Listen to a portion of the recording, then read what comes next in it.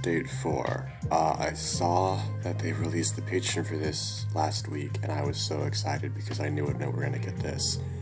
Um, so I guess we'll just jump in.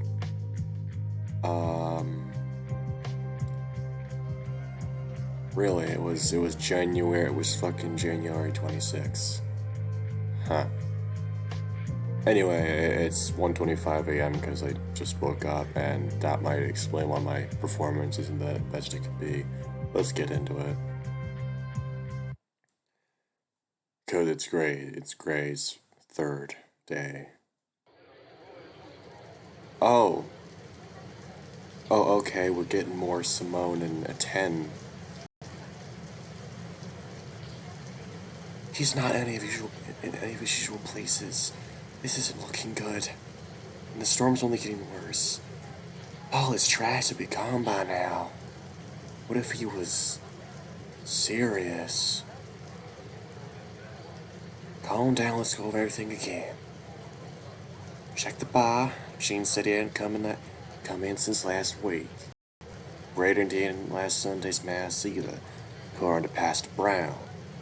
I don't know what voice. I mean, last time it was just like my typical girl voice, but like, this is Louisiana, New Orleans, so I have to give her some kind of accent. Sheriff didn't even listen to what I had to say. I could tell his attention was elsewhere.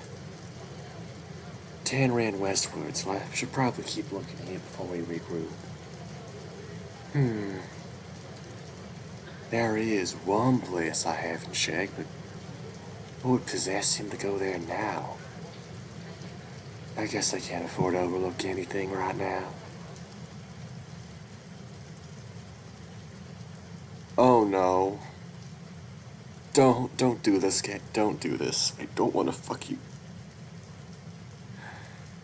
I'm not, it's a dark alley in the 1920s, and it's Simone, and she's a chick, so, I don't like this. Here it is, just how I remembered it. We used to call it Adventure Alley. Became whatever we needed it to be that day. Sometimes there was a magic. Other times it was a full of vampire. Rooftops being our masts and sails. Wars to play out sword fights and 2 o'clock. 10 to 5 cannons at the enemy forces. We got a little older to hook up at. At least that's been great. I thought it was our little private place until I caught him. I've had time to get open. No point in being bitter about it. Snap. Oh. Okay, that's eesh. We had impossible time.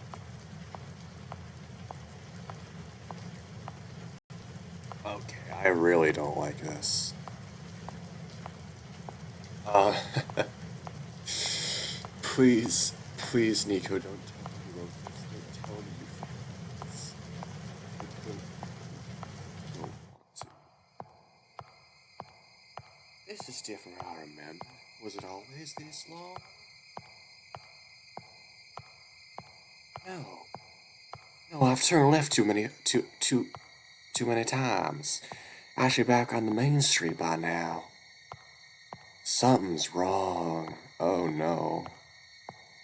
Virgil, what are you doing? Oh, I'm actually not okay right now.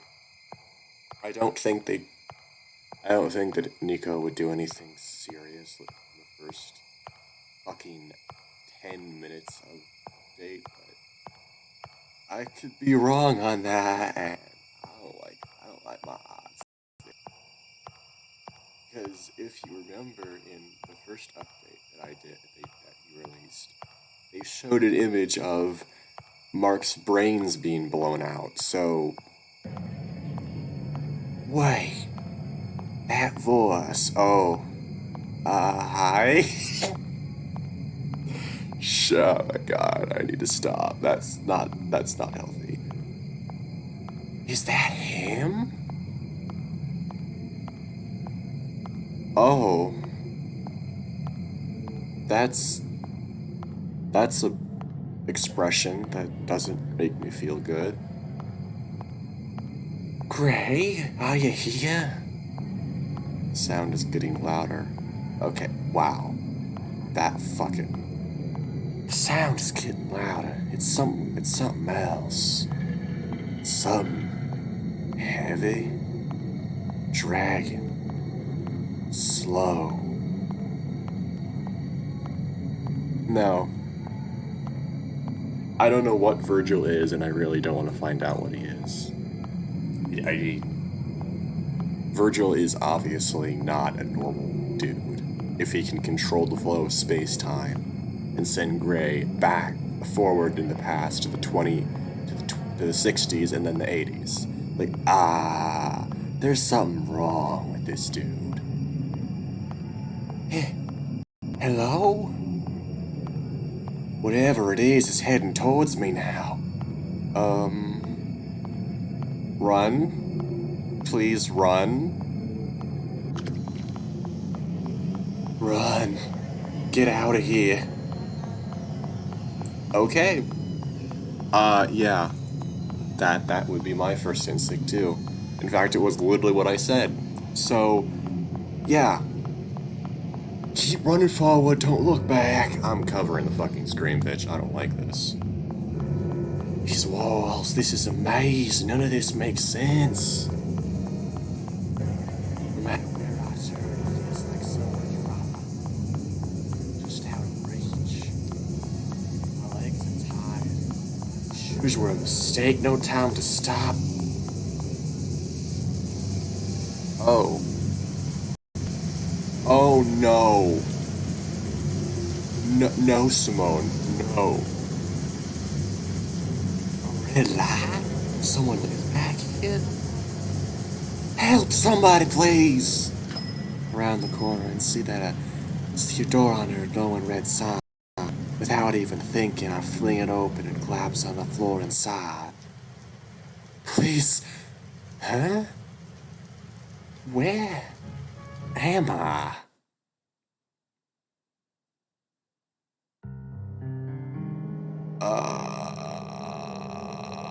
This is the Empire State Building. This is the top of it, I remember. It's been a minute, but yeah. Oh. Oh, that's cool. The text box. It's like cracked. Oh, that's cool. Where am I? Who is this? Oh, this place again. Okay, it's Gray. What happened here? The fence, it's all... Wait, why can't I stop walking? Stop, this isn't safe. Please. Somebody mark... Gray. Oh. Oh. Oh, I don't like this. This is the image they showed. Find myself staring out of sleep and soiled my eyes, still on the couch. Phew. And no bloody mess this time. The room is bathed in golden light from the rising sun, and the smell of Mark's amazing coffee is wafting over from the kitchen. I hear him fussing with something. He drops what sounds like shoes and curses to himself. Yawning, I turn over on the couch to face him. Mark? He's sitting across from me, half-dressed, clothes strewn about the floor in a haphazard manner. His eyes are worn and weathered. It looks like he's barely slept a wink, though it's hard to say for sure since my vision is hazy this early in the morning. He notices me and his expression warms immediately. He smiles as he greets me. Good morning, Gray.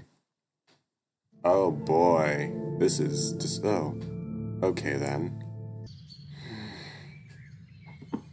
Sorry guys, Mom came in. Lazy rubbed the sleep out of my eyes and sat up. Morning. Sleep well? Could be worse. I had this weird dream, actually. Before I can finish, he gets up and runs over to the kitchen. He grabs a plate just as two slices fly out of the toaster, catching them with the timing of a musician. That's talent. He starts frantically spreading butter on them with one hand while tossing back coffee with the other. Jeez, he must be getting ready to go to the museum for his work. There's somewhat of a hectic rhythm to everything he's doing, like a complex, well-practiced choreography. You late for something? He stops and sighs, collecting himself a little. Sorry, I have to go back to the office today. They couldn't extend my vacation. Ah. He will stay quiet for a moment. His frustration's obvious. His buttering becoming more aggressive. I want to say more, but I held my tongue. I knew this was coming. He couldn't maintain this lifestyle otherwise. Forced a smile and lay back down as he can use his morning dance routine. I'm sure he can find something to do. There's no reason to get worked up over this. Let's see, I can do some laundry. I'm sure there's stuff here that isn't dry clean only. As I pass my way, a pair of pants get tossed my way, draping over the couch. I guess I can add tidying up to the list. Anyway, I can be useful, really. I don't want to be a leech. My friends barely put up with it as it is. I may not be great at much, but I'm prepared to try anything. Hey, I'm not trying to be the bad guy, but I would just feel awful if you got lost running around your own. I know. He isn't entirely wrong. This city is huge. Would be nigh impossible for us to find each other again. But still, I need some leverage. How about this then? What? Walk over to the telephone and rip a page out of the notepad. Write down the address for the museum. If we ever get lost or separate from each other, we can agree to meet there. Deal? He sighs, looking with his hands on his hips. With the paper at him until he gives. I love the animations. Like, okay, here's something I failed to comment on in the first video of mine because I was so overwhelmed with how good this was. But basically, the fact that a VN that's crowdfunded on Patreon came out that polished is just crazy to me. That is insane. Alright, just in case. But if you do what I ask, you'll never have to find out. He quickly jots the address down along with the phone number for his office and hands it back to me. I still appreciate it. Well, don't let me keep you. He nods and throws on the rest of his clothes, grabbing the briefcase he kept by the door. Well, I'm off. See you tonight, pal. Again, with that outfit. God, it's so tacky. I mean, it looks good on him, but like, nah. No. So, from what it said on the update page on Itch.io, this update is 30,000 words long, including some of the branching paths that happen. And apparently, this is the first route with a major choice that will affect the rest of the route, which is... That's not pressure or anything, no. I wave as he disappears through the door, followed by the click of a lock. I let out a long sigh. Finally, I'm alone for the first time since I arrived in this strange place. It's not that I have a problem with Mark per se, but I'd almost forgotten what it was like to be alone when we've been glued at the hip all weekend. Back at home, I'd have the place to myself almost all day. Simone would sleep until noon and leave me to my business. Then she'd be out all night singing at clubs. Nobody called me in for a job. I'd see what a 10 was up to. That usually led to... Anyway, let's get started picking up these clothes. Stretch out until I feel satisfying, cracking my back, and then bend over, grabbing anything that looks like it could be thrown in the wash. Everything else I'll fold and leave in the bed. That'll get taken care of once Mark trusts me to take his stuff to the cleaners. Knowing him, it's probably not far from the house. Toss the regular clothes into the washer, and then after stiffing myself, throw my own clothes in after. Okay, well, so I wasn't expecting that, and hopefully it doesn't happen again, because, basically he's gonna get in the shower, and right now he's looking at stuff in his pockets. That's all you missed. Firstly, the white card Virgil gave me. I'm not sure I need to give this to you or if I should trust anything that deranged rabbit had to say. Lastly was the photo I took with Mark, the only proof I exist in this world. I should really find somewhere safe to keep this. Man, if he can take that back to the 20s, can you imagine what people will think of that? Because full color photos in the 20s, yeah, that would have been... Yeah. I took them behind my ear and start the washer, the way Mark showed me yesterday morning. Wander in the kitchen and take a sip of leftover coffee from the pot pour, moving on to tackle the bedroom. Christ, this was worse than I thought. Clothes are hanging off every surface, even the lampshade and the ceiling fan. What the heck? How? The sheets are barely hanging on the bed as if they got caught on his foot and were dragged in the room with him. Folding the clothes left away, this room was a cry for help. Good that he was probably in a rush and pissed about going back to work, but this stuff couldn't have been cheap. Treat more respect. Well, first things first, let's make the bed, then I'll somewhere to make a pile I can sort through. Carefully tuck the corners of the sheet back onto the mattress and smooth it out with my hands. Soft silk feels good on my... Okay, I'm still reminded how unwashed I still was. It's really a shower before I touch any of his nicer clothes. Suddenly, I feel the photo slip out from beneath my ear. What? Why was it behind your... What? I was able to catch it landed flat in the middle of the bed. Well, too late now. I can wash these later. Stretch out onto it. It's firm yet fluffy surface, easy on my sore muscles. The couch ain't got nothing on this. The window is cracked open and a cool breeze wafts in, washing over my body and catching a tiny beads of sweat I'd worked up. It's been a while since I felt calm like this. There are no pressing matters, nobody's trying to kill me. Mark isn't breathing down my neck. Lay there for a while, gently breathing in and out while sinking deeper into the bed. I didn't even notice, okay, cool. But I have no immediate desire to take care of it. It feels nice just to be, when I was certain those days were behind me. If there were more moments like these, maybe I wouldn't have wanted to. And there it goes. Wow, I killed my own buzz in less than a minute. That's gotta be a new record. Okay. Alright, the photo. Stood up looking around for somewhere to store it for now. Immediately to my left is a chest of drawers. A few socks are poking out of one of the closest in reach, and I inch over to it, fishing for the handle. Hook with my index finger and tug it open, simultaneously using it to pull myself up. Now fully sitting up, I look inside. It's lined with binders and journals on one side, while the other is tiny cases for cufflinks and pins. One of these books should be a safe place. I want to make sure it stays flat. Grab the one closest to me and lift it out of the drawer. Tiny piece of paper falls out from between the pages onto the bed. Oops, sorry. I literally talk to myself like that too. As if inanimate objects are going to be sorry I did something to them. I turn it over and see what it is. Oh. Class of 91? Wait, what? No. What? Oh, class of 49. Okay. That makes more sense. Okay, now I'm really jealous. Not only has always been a catch, but yet a gay friend will take saucy photos like... Dude, really? Wait, class of 49? If his birthday already passed, wouldn't that put him at 38? Damn, I was way off, but that just means he looks even better for his age. If I met him at this age, I'd have...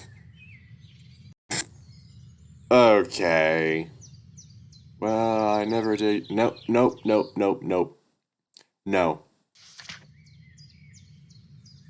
No.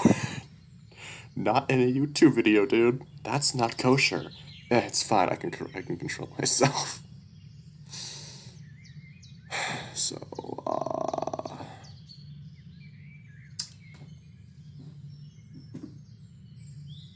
actually, I want to check this. I mean, it's probably in the timeline, but whatever.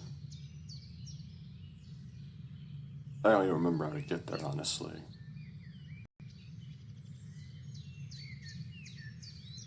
Really? 2019, 27. I don't know if that's would be the case. I'm just gonna check this real quick because I don't know if that's the case. Oh, okay, it is. And then literally a year later, he meet for. Okay, that's congratulates first. Really? Huh? That's. How do I get out from this? There. So yeah, he's. This is so weird because it overlaps in a weird way. Because Gray would be alive when he was. Oh, that's weird. Feel bad enough snooping around and just put the photo back. Honestly, overbearing or not, Mark's the same for letting me stay here for this long. Last thing I want to do is betray his trust, but he never came to hate me. I caught off guard by a stray tear rolling up my cheek and rubbing my arm. On the side of things, Gray, don't forget him and everyone in the golden place. They're still out there somewhere waiting for you. Take a few deep breaths and center myself. It's better. Alright, let's put this back where it belongs. My eyes must still be blurry. Which drawer was it again? Not the easiest drawer to reach, but it catches on something. Maybe a misplaced book? Pull on it harder. Bit too hard, maybe. The entire drawer falls out after an overly enthusiastic yank, its contents spilled onto the floor. Fuck. Well, I was clean anyway. Let's see what. What is it? Are those. Sexts? Mark. Well, at least I now know Mark's not strict about position. Shut up, Gray. Kinda misjudged that one. Bend down and start putting them back in the drawer. Try not to linger on the designs. Oh, what's this? Buried underneath everything was a photograph. Even from far away, you can tell if it's Mark. Bend down to pick it up, and it takes me a second to read what I'm looking at. I'm gonna pause it just in case it's something. Oh, okay, he's smoking. Wait. Who's. Oh, is this Joshua? Is that who it is? Correction. It's almost Mar. Oh, it's the echo. It's the echo hand, because they did that. And another maned wolf. Skinnier, gaunt cheeks, hollow eyes with dark circles and longer hair. Yep, it's Joshua. There's this coloration around the edges of the photo and it's covered in smudged fingerprints. I turn it over. Joshua. Copy for funeral. Why? Why was it in the drawer where he keeps all his sex stuff? Looks like he was framed from the creases lining the edges. Why isn't this on his mantle? Did he take it from the funeral and stash it there to hide it? Or is it because... Dude, I think he's not exactly healed from that, so seeing a picture of his brother on the wall would, not exactly be the great thing for healing. Dark clouds of dread start to form in the back of my mind. I feel like I've seen something I shouldn't have. I could go back to this morning. I should have never come in here. I have to. Fuck the phone. He did say he would call me.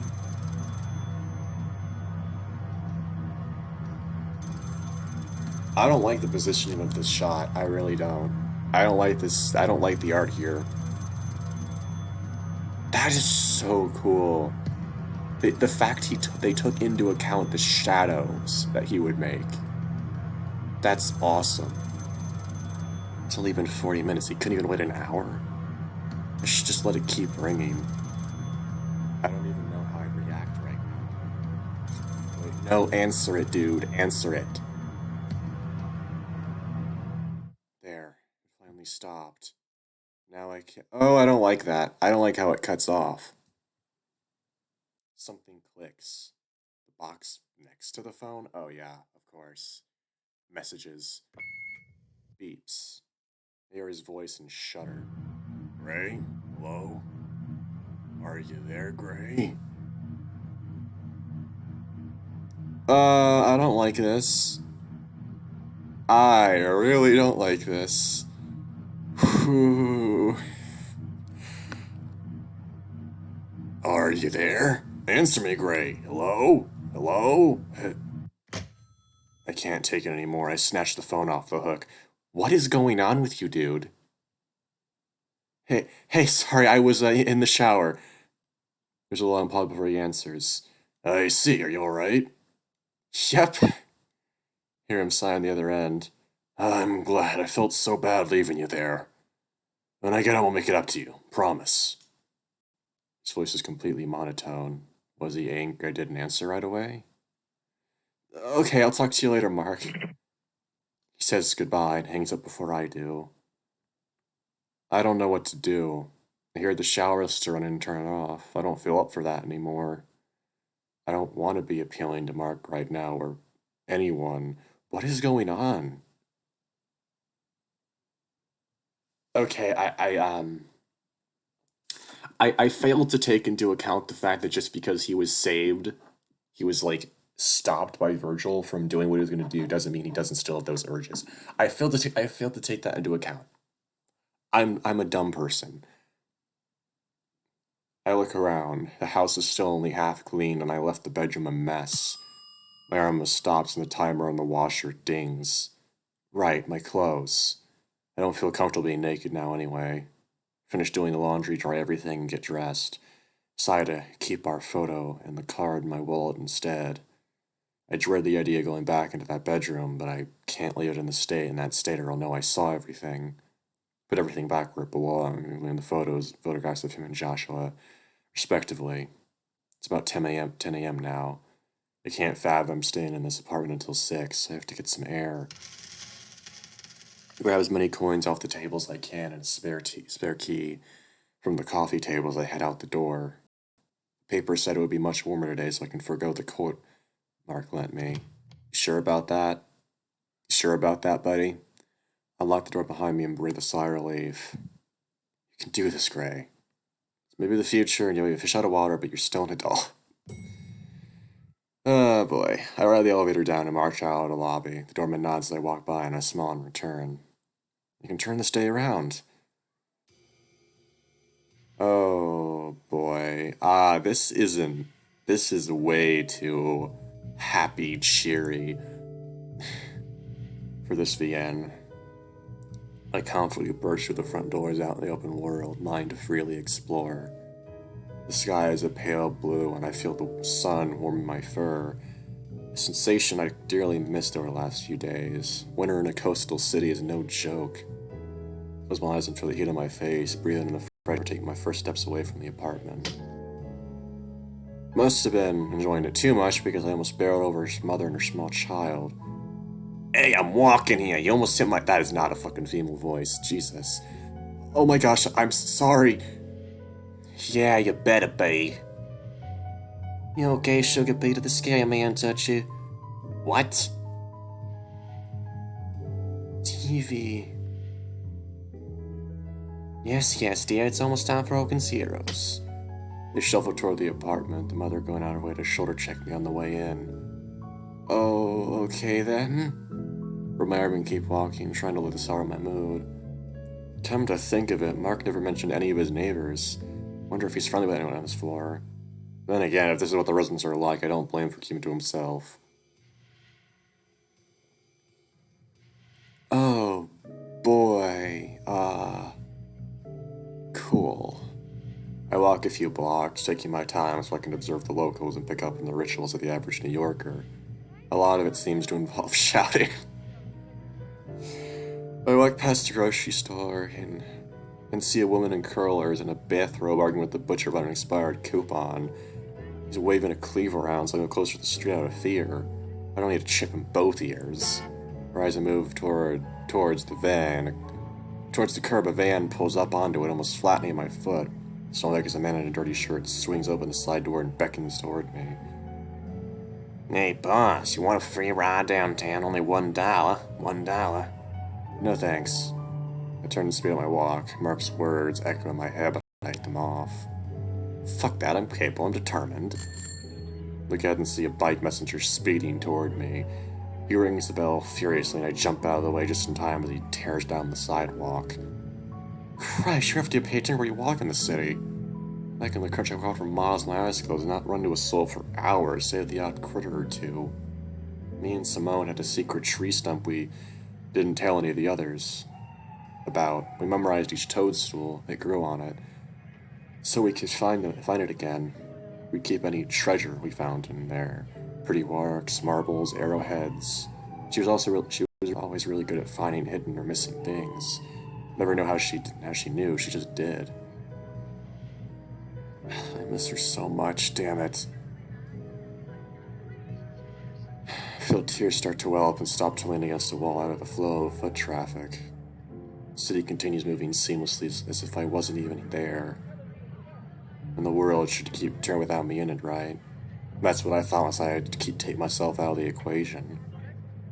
It was being selfish. Simone's world, Aten's world, everyone who I knew, their world was that much small without me in it. Took that future away from them. Now I have nothing left to hold on to except this sad simulacrum of an existence. At least I'm not alone. Mark is here. The Mark that hid his true motives from me, the Mark that stole his brother's photo and kept it in that place. I don't know whether he's going to be my savior or my destruction, but I guess I don't have much of a choice for now. God, here I am again, caught up in the ebb and flow of someone else's life with no say, no power. Put the last of my tears off my sleeve and slap some sense into my face. I do have some power. Look at my left, I see the entrance to the subway. I have the money Mark gave me, I can go somewhere and come back before he ever notices. Oh, but the phone calls. Fuck it. I'm suddenly mood for adventure. Let's do something stupid. I put myself off the wall and head down the stairs into the dark, tiled station. Oh, jeez. Oh boy, Gray, you're a dumbass.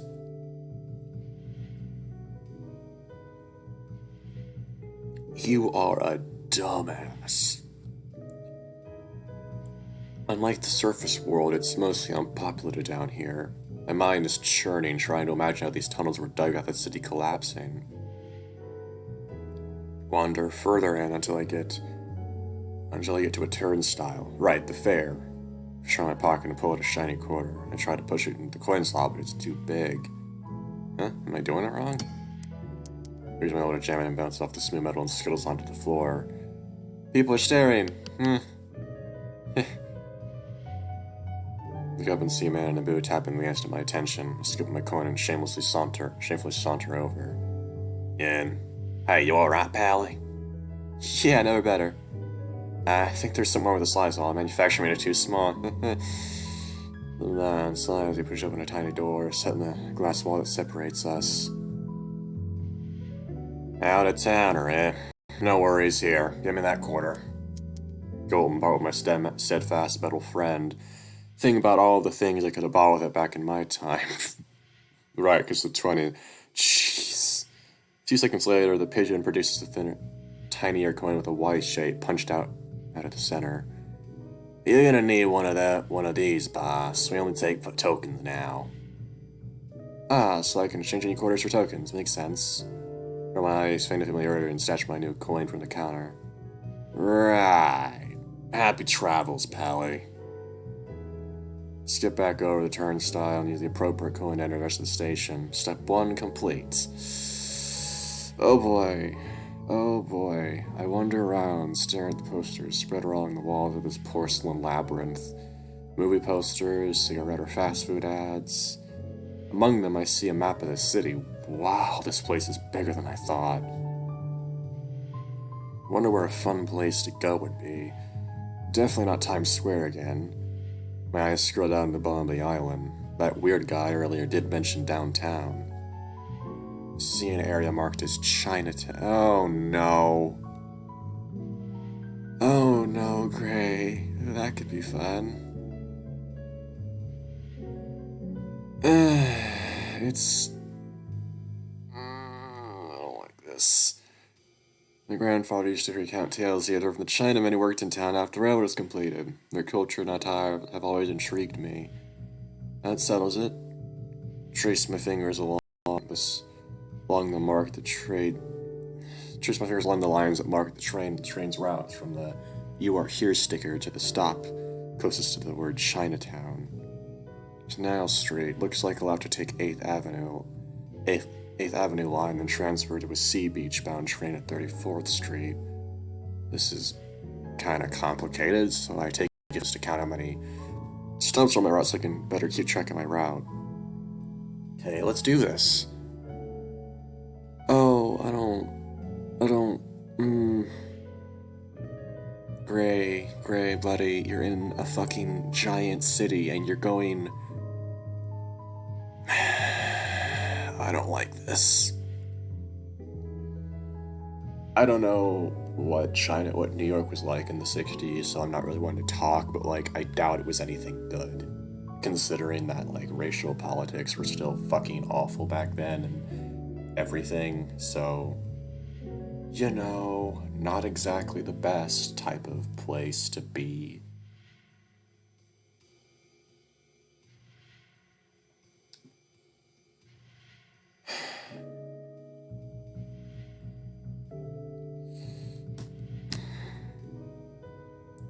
I follow the signs and find myself waiting on the platform to catch the first train on my route. It's not very crowded, so I have a pillar to myself to lean on. Mark would be freaking out if he saw me here alone. Can't help but feel a little bad for giving him reason to worry. Even if being extreme about it, I don't want to cause problems just for him. Oh. Oh, cool, we're getting POV shifts. He didn't pick up. Again. That's the third time. I'm getting worried.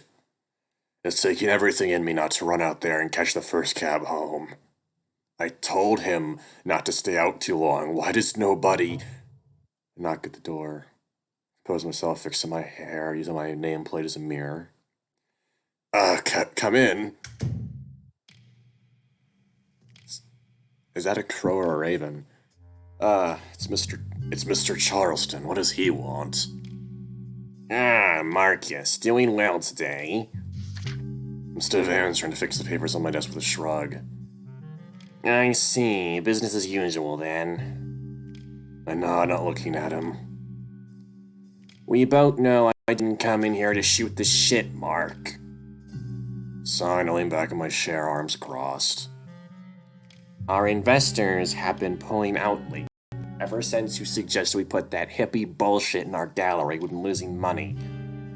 I'm sorry to hear that. I'm really not. This is a private museum. Just raise the ticket prices, asshole. This party going is a huge waste of our already dwindling budget.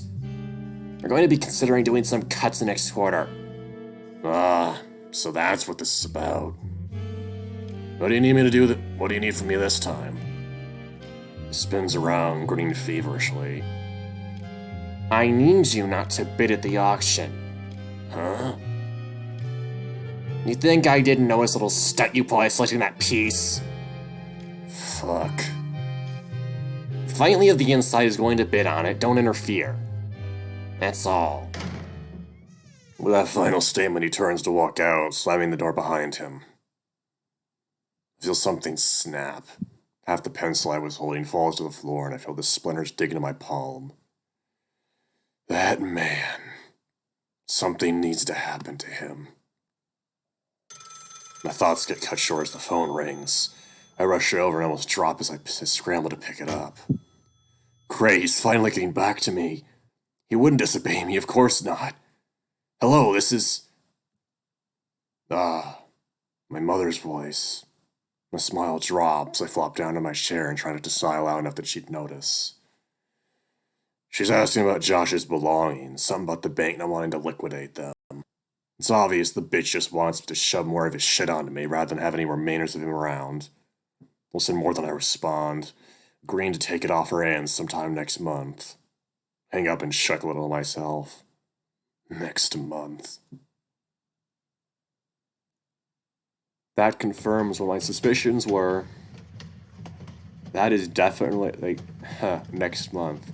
Okay, yeah.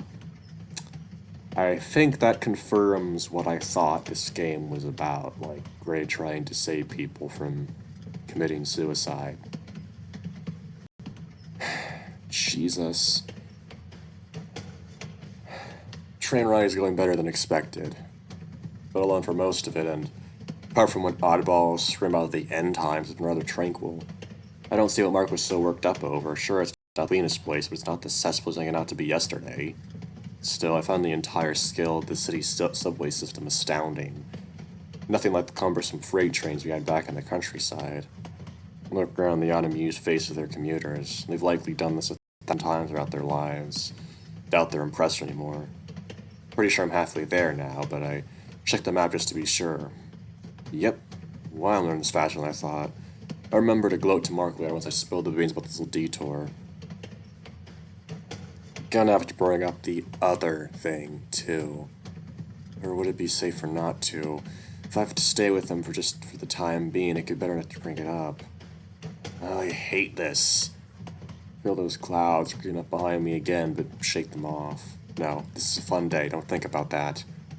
Train comes to a stop, doors open, and as the last of the other commuters leave the compartment.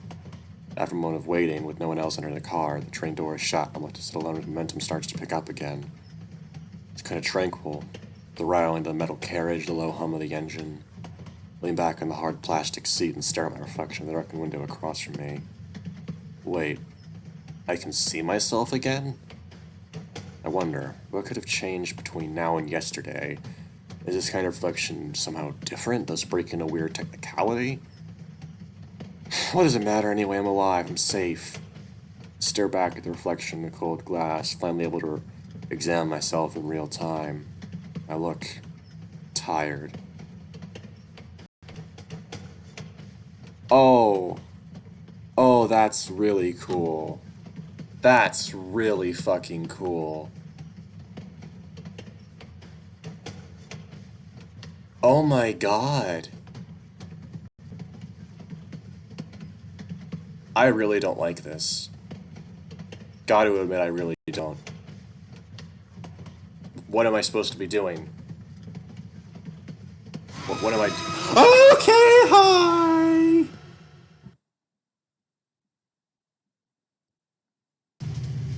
Holy fucking shit. That's what you were fucking building up to, you dipshit. Oh my god. Oh, my heart. My heart. Okay. Okay, 1 second, guys. I need to fucking cool down.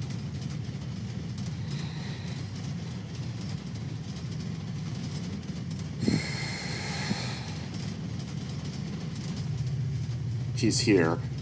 He found me. Fuck. Fuck, fuck, fuck! Train lurches forward and speeds up, knocking me onto the now rusted over floor. The light, it's the same as a nightmare. You can hear his laughs cut in and out on either side of me.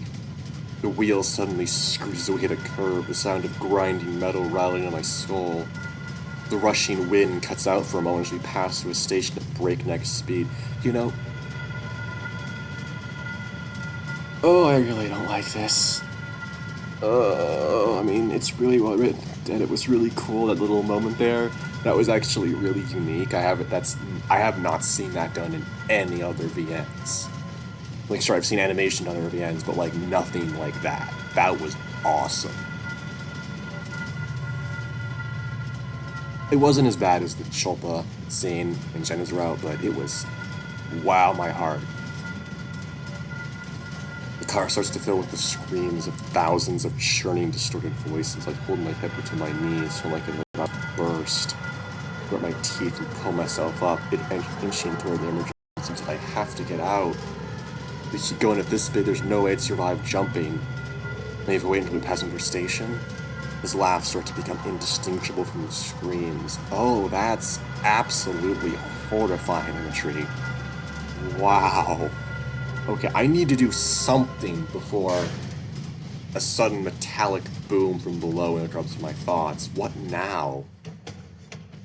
We're slowing down? The lights dim a little and the screens begin to die down. I think we're pulling into a station. Calming myself, I try to look through the window. The glass had become cracked and weathered, as if hundreds of years passed in mere seconds. With some difficulty, I'm able to make out blurry shapes of pillars in the distance with a red light glaring behind them. We finally come to a complete standstill, followed by a chuff of steam released from somewhere below. The double doors slide half open, the left one being too rusted over to budge an inch. I'm unsure what to do now. It's dark out there. Only a few feet of the tiled platform is visible in the harsh crimson glow from overhead. I lean against the wall and grab my chest, beginning to hyperventilate. I can't bring myself to put my head out of that tiny opening. The thought of leaving myself vulnerable for even a second has me paralyzed in fear. I should have known better. Damn it! Kicking over my piece of scrap motor for a station, it skitters across the bumpy floor, stopping just short of the opening. Okay, Craig, just calm down. Yes, calm down. If this is really happening, I'm going to need to focus. I want to survive. Oh my god. We can do this. And I don't think sitting in here will move things forward. So leave. Maybe just a few more minutes, to gather my bearings. Sit back down, stretch out my legs, waiting for that familiar pop in my knee. No pop today. I wonder if that's a good omen. The dull ache that usually circulates around my scars is also absent. Is that an effect of adrenaline too? I shoot up and confidently march to the door, doing some final stretches. How about you don't? Okay, this is it. You can do this. I inch closer, one step at a time. The room beyond is still bathed in shadow as I approach. Just fucking go. Right. Finally, my foot sails over the gap and I'm in Virgil's bar.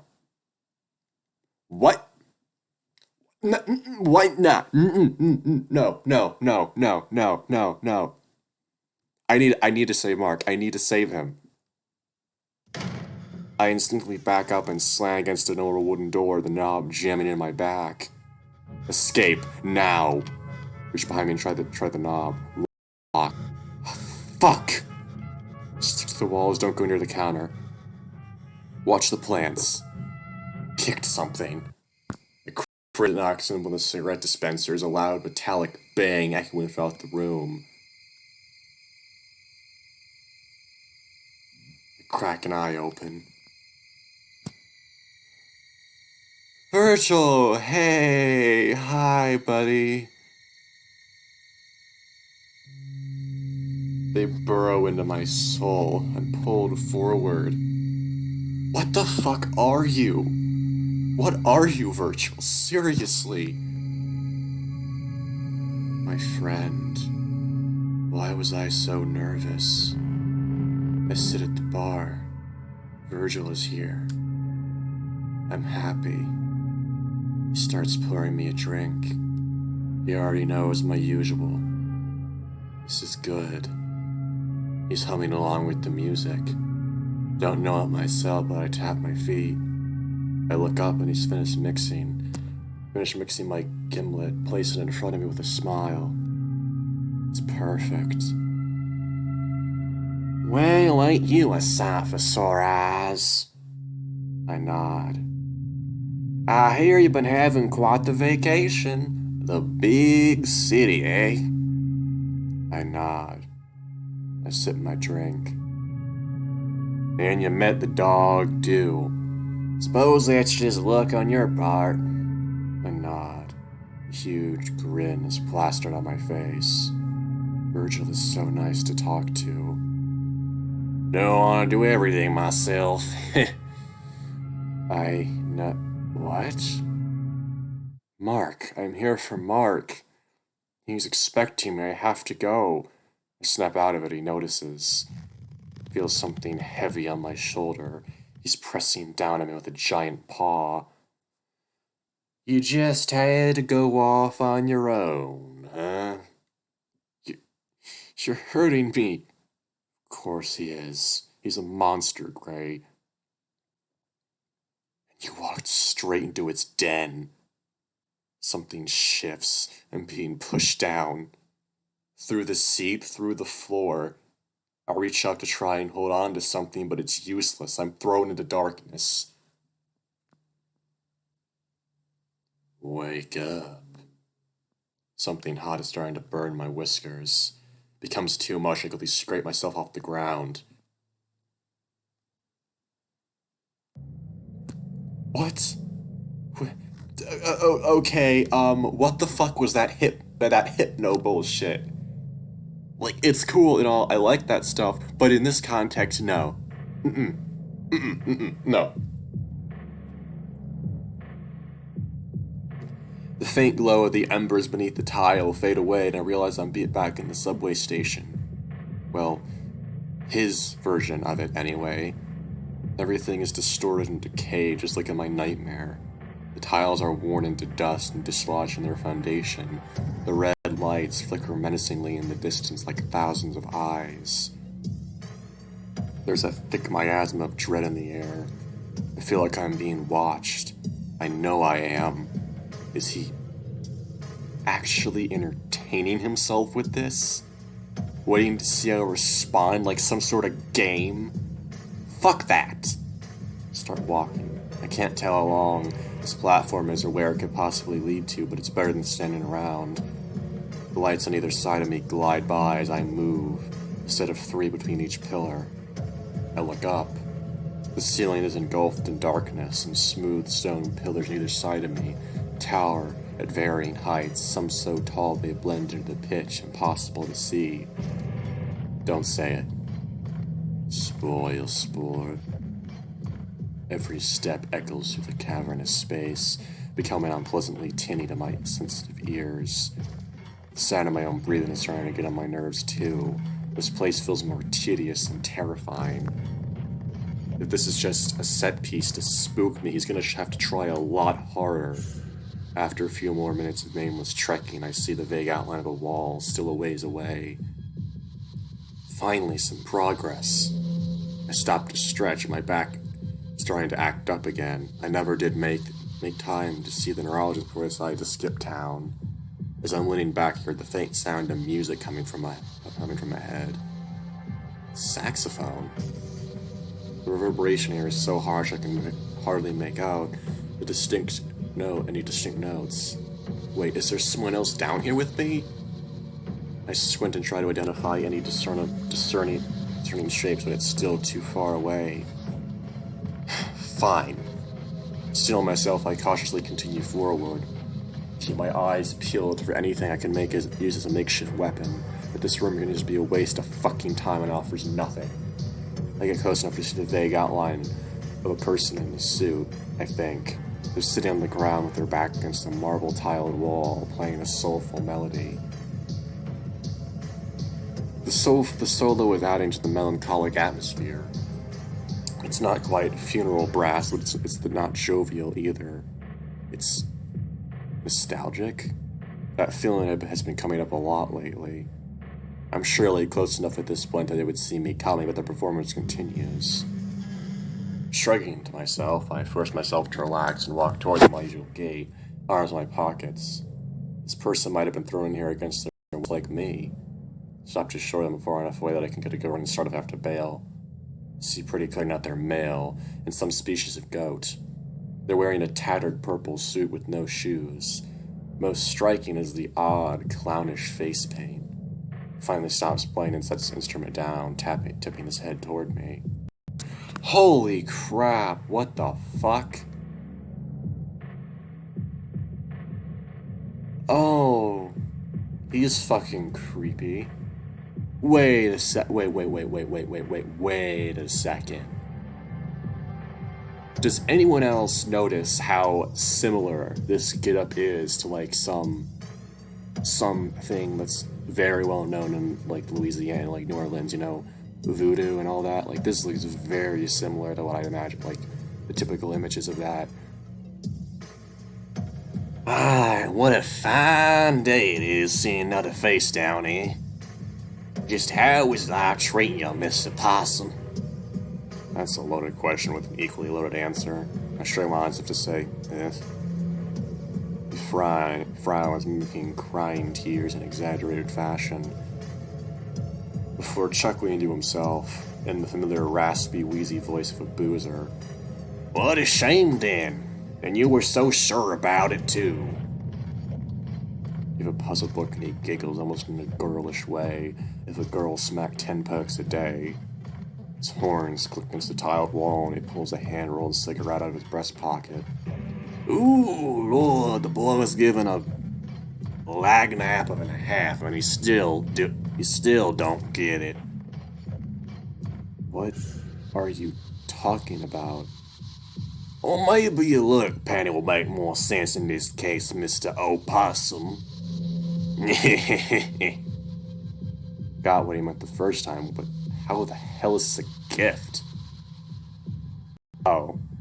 That word was like, wow, okay. He strikes a match near the ring of his hat and lights up, taking a few puffs before continuing on. How rude of me, I didn't introduce myself.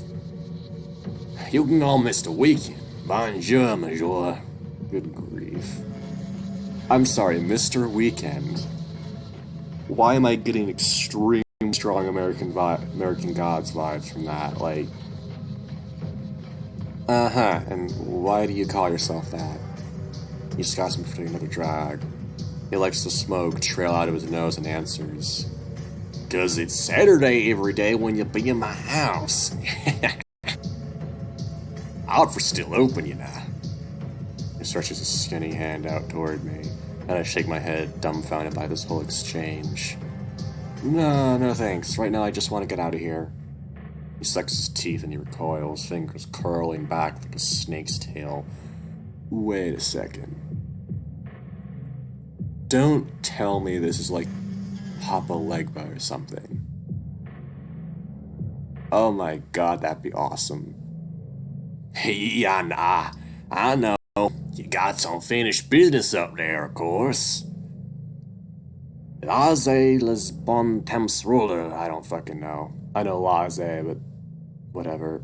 Mr. Possum, before you go. He tips his head and his hat rolls down the length of his arm. He catches it by the brim and holds it out towards me. Could you spare us some change for a humble beggar? Anything would help. Dig in my pocket and pull out the rest of my quarters. A quick glance at about $10. How much do I want to give to him?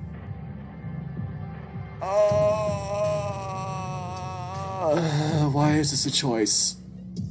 Why is this a choice? You know what? I'll give him $2. Why not?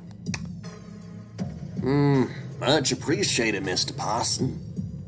His tone didn't seem appreciative at all. How am I supposed... What? He rolls his head back on his sleeve, money in tow, and plops on his head. Well, it ain't written nowhere what the price of happiness costs. Thank you kindly. So I ain't sure where this is going. So... We were already destined to meet, Mr. Gray. What? So he already knew who he was. I feel myself tense up again. Virgil could have this guy in his pockets too, for all I know. Isn't all this his doing? He knows my knees and smiles, knocking his wall behind him. I only now notice the intricate symbols scrawled on it. I was wondering what the heck this was. No, not like that. Way back when. But this time I can't save you. I'm too deep. Too deep. Too deep. Trails off, repeating the last phrase until it's barely a whisper. Before I can react, he taps his knuckle against the wall behind him, and a door appears in a flash of purple light. Then he's gone. Saxophone, too. I'm gonna stop questioning every weird thing that happens. This whole week has been weird. Seriously, though, who the heck was that? Was... The the stuff he was wearing, the faceplate, it looked very, very like Legba, like voodoo-ish. And that's interesting.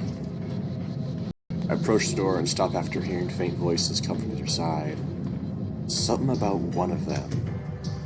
I grabbed the handle and pushed it open, leaping into the next room with reckless abandon. It's another dark corridor, though not as dark as the last room. It's lined with rusted steel girders and tiny floor lights dotting the path ahead. I see the silhouettes of two people. It looks like they're arguing? Wait, that tail, those curves.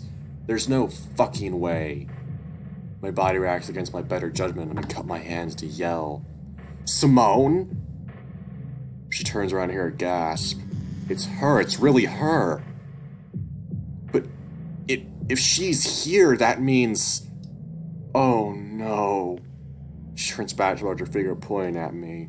It nods and the two start heading over. Is it a 10? Is it a 10? Their faces being illuminated as they pass over each floor light. Simone looks a little rougher than usual, but no injuries. The other person appears to be some sort of avian entity, so it's not. Though he's still too far for me to tell which. He walks calmly with his arms behind his back. Their sharp talons tink against the metal plate floors. Why, thank God you're alive! What are you even doing here? She catches me in a tight hug before I can finish, squeezing the air out of my lungs like a tube of toothpaste. Back! Oh, right, sorry. She lets me go, dusting herself off. Her dress has a few red stains on it. I shoot her a worried glance. Is that... She follows my eyes and examines herself, sighing in annoyance. No, it's just rose posits or something. I woke up here after I... She stops, looks like she just remembered something.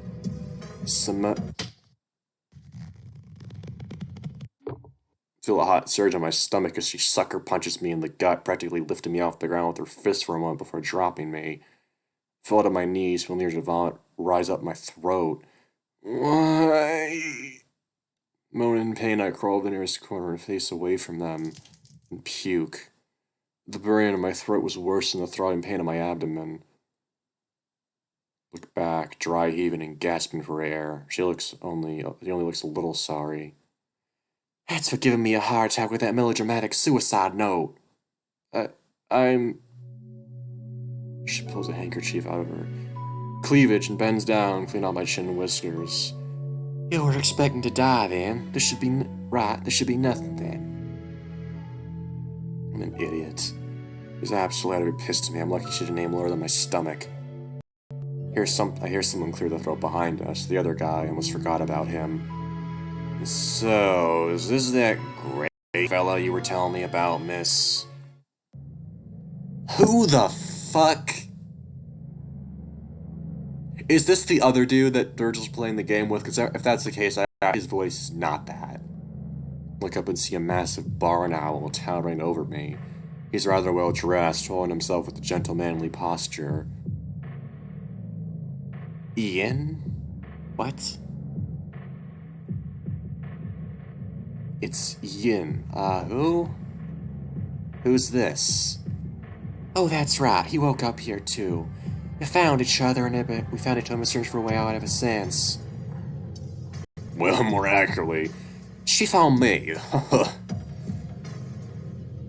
Yin, it's me. Don't you remember? Who the fuck is this? She does that sometimes. She busts through the rebel, almost toppling me over again. What's your name? Didn't you hear me? It's... Enough! Who was I yelling at? Sorry. Oh, no worries. But to answer your question, you may call me Oleander. Wrong owl. Reach out for a handshake and reciprocates. His feather grip much stronger than I anticipated from a hollow bone species. Well met, Mr. Gray. Miss Simone was just telling me she's been searching for you. Of course she was. The God-given knack for deduction was the only time she tracked me down. Even if it was to this place, and this time, and this world. God. You know, you didn't have to do this. She hears a punch being able to stops, her fist point linked to her side. Did you actually want to, look away? When I wrote that, yeah, I did. Now I honestly don't know. She feels down, dejected. Oh, crap. This man's on her shoulders looking to her eyes. She needs to know I'm being serious. Simone, the second I saw you again, I knew I made a huge mistake. Even after everything, you risked your life to find me. So tears went up my eyes and pricked them away.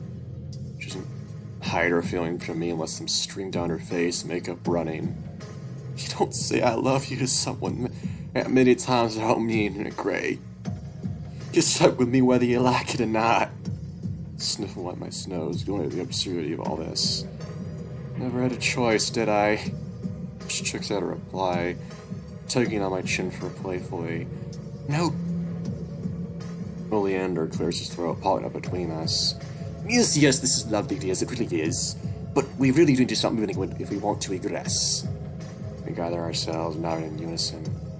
Right, let's walk and talk. The three of us start making our way down the corridor and exchange stories. I explain everything that's happened since I left the house that night, only skipping over the details concerning me and Mark's. Maybe romance, maybe friendship. And he told you, and then he told me, you'll find him behind the store, but the price will be mighty high, yada yada. And you still went in? I already told you stuck with me. This girl's gonna give me an aneurysm. Oleander is vague about his background. He works for a large company that investigates cold cases, and he found himself lured in by Virgil, too. Believe him, for the most part. He's suspiciously calm for someone in this situation. He doesn't have any dirt on his clothes. Maybe it's just part of his training. He is pretty built. It's hard to tell what's floof and what's muscle with avians. He's on the older side, too. No, god damn it, Gray. Can you not be a whore for 5 seconds, especially with your ex right next to you? Wow, dude. Wow. Oh, shit. This is gonna be a choice. After a lot of walking, the path splits into two. Well, this is a pickle. Is it? There's 3 of us. Pardon? You take the left, I'll take the right. Can't be serious, we just found you. Zion gestured Owl's massive frame. If something goes down, you're better off with this guy protecting you. I'm used to getting beat up, I'll be okay. That has no logic behind it whatsoever, but it's the young Mrs. decision. Couldn't we just explore them one at a time? Splitting off feels like a bad move. If one of these is a trap and we walk in together, we all die. I see. So you're getting for at least one of us finding the exit. If there's any trouble, we meet back here, okay? Who decided you were the creep later anyway? I laugh and pull her aside, trying to whisper as discreetly as possible. Sim, we don't know this guy. If he finds the exit alone, he can just leave us behind to die. Oh, so you want me to watch to make sure he doesn't pull anything funny? Pat her on the shoulder, grinning with confidence. You didn't think I'd discredit your punch over that strength off that punch, did you? She looks back at me and nods. Thanks, sorry for doubting you. I won't let you down. She walks over to Leander, hugging his arms playfully. Of course I want to go with Ollie. He's stuck by me more than you. Ollie? She set my tongue at her, followed by a wink, then nodded at Ollie. Keep her safe. He grins weakly as Simone pulls him into the left tunnel. What'll do, Mr. Gray? I wait for them to disappear before walking down toward my side. Stay calm. Stay focused. The walls are lined with hundreds of feet of cable, and I trace my fingers along them. Rubberized. This must lead to some kind of electrical device. I follow for a few minutes before it opens into a larger, brighter room. Oh, it's a factory. Standing before the room is a thin metal bridge stretching over a chasm, yellow and black stripes painted along the edges. Of course. Ollie would never been able to make it over this. His talons were spaced wider than this thing even allowed. Gulp and carefully move onto it, opting to shuffle across inch by inch. Halfway across, I feel the metal start to give. I panic and run the rest of the way, jumping off right as the bridge buckles under me and fall into the dark depths. Listen, waiting to hear a clang when it hits the bottom, but no sound ever comes. Well, there goes my way back. So much my plan. Turn around, examine my surroundings. There's a long, and I mean long, escalator stretching up into a bright light. I realize it's a light source for this entire room. As I approach, I hear this muffled sound of a motor starting and stopping. It's the escalator. Something is caught in the treads. Looks like some kind of fabric. I can see a button labeled emergency start in the console. It would be a considerably longer walk if this thing isn't moving. Should I press it?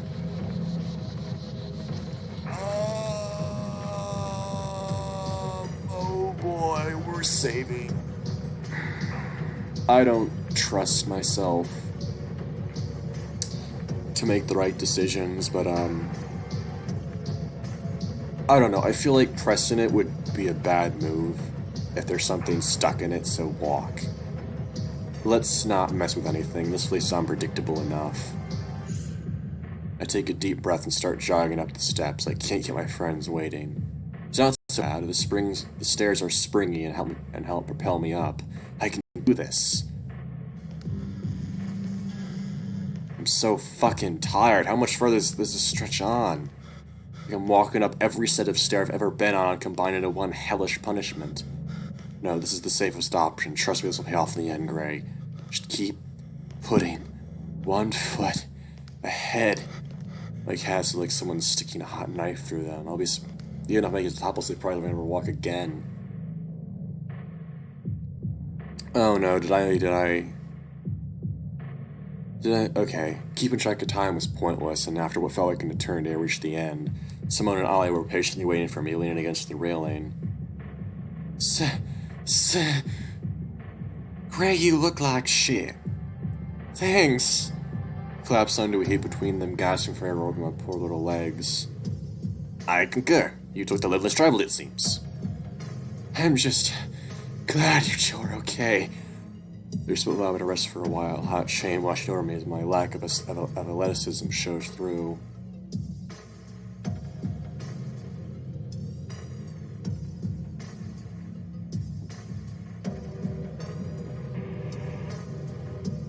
Eventually, I stand up and brush myself off, rejoining the group. So, how did things go on your end? Ollie sighs, scratching the back of his head. We walked for a good long while before coming across even more bloody tunnels.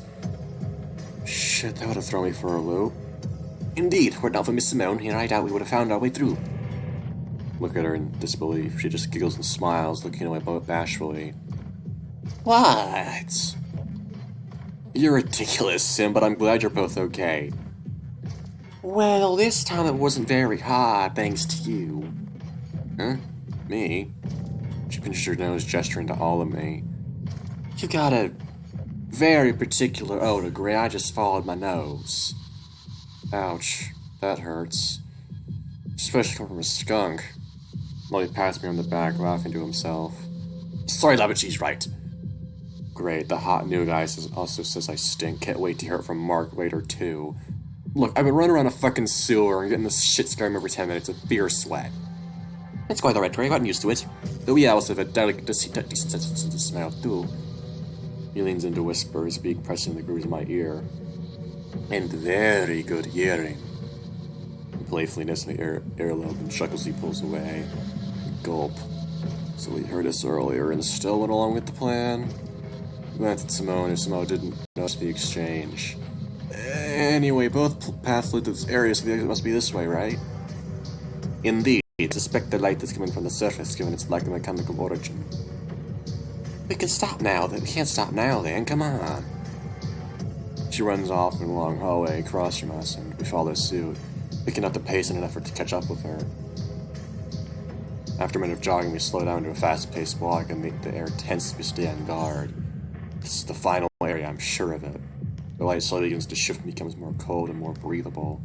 Soon the muffled sounds of traffic start to come through overhead. I look over to Simone and smile confidently. She nods and we walk fast, sensing into this nightmare approaching.